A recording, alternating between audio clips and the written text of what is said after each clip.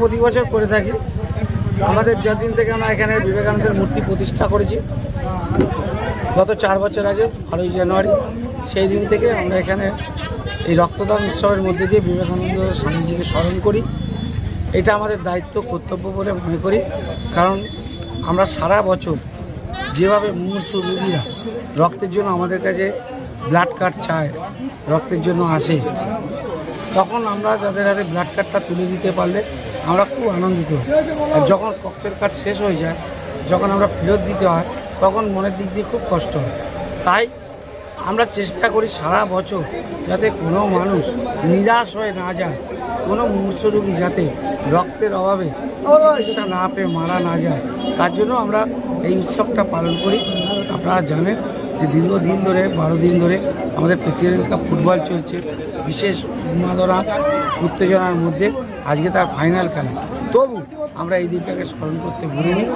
আমাদের এই রক্তদান উৎসব যে মানবিক কাজ, সেই মানবিক কাজটা আমরা করতে ভুলিনি।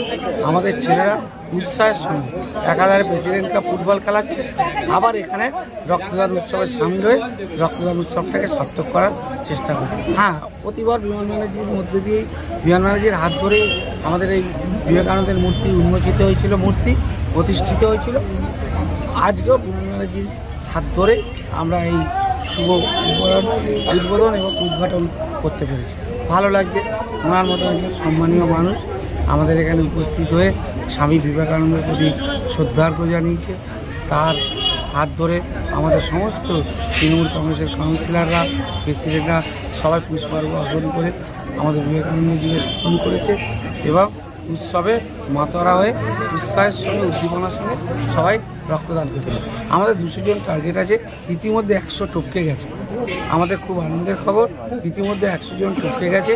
আমরা ইচ্ছে আছে আমরা 200-র কাছাকাছি রক্তদাতাকে দিয়ে রক্তগ্রহণ। আমার নাম সুমন রায়চৌধুরী, আমি মেটাবুজ ব্লক 2 তৃণমূল কংগ্রেসের সভাপতি এবং 10 নম্বর ওয়ার্ডের কাউন্সিলর মহেশতলা মিউনিসিপ্যালিটি।